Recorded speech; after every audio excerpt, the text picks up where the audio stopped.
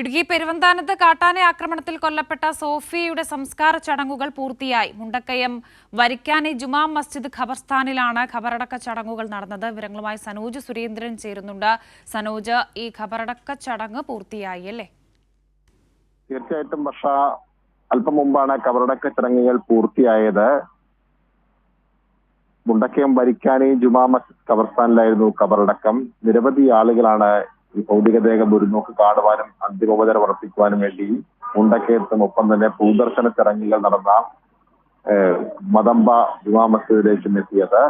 ഉച്ചയ്ക്ക് 1 മണിയോടുകൂടിയാണ് പോസ്റ്റ്മോർട്ടം നടപടികൾ പൂർത്തിയാക്കിയതിനു ശേഷം മൃതദേഹം ബന്ധുക്കൾക്ക് വിട്ടു നൽകിയത്. പിന്നീട് നേരെ കൊണ്ടുപോയത് എന്നാപ്പറയിലെ ജുമാ മസ്ജിദിലേക്കായിരുന്നു. അവിടെ പൊതുദർശന ചടങ്ങുകൾ നടന്നു. പിന്നീട് 4 മണിയോടുകൂടി മുണ്ടക്കയം വരിക്കാനി ജുമാ മസ്ജിദ് ഖബർസ്ഥാനിലേക്ക് മൃതദേഹം എത്തിച്ചു. അവിടെ മയ്യത്ത് നമസ്കാരത്തിന് ശേഷം ഖബറടക്കം നടത്തുകയായിരുന്നു. സംസ്കാര ചടങ്ങുകളിനിടയിൽ ഭർത്താവ് ഇസ്മയിൽ പൊട്ടിക്കരയുന്നത് കണ്ടു നിന്നവരുടെ കണ്ണുകളെ പോലും ഈർന്നടിച്ചു. മകനെ ചേർത്ത് പിടിച്ചായിരുന്നു പിതാവ് സങ്കടപ്പെട്ടത്. എന്തായാലും സംസ്കാര ചടങ്ങുകൾ പൂർത്തിയായി കഴിഞ്ഞിരിക്കുകയാണ്.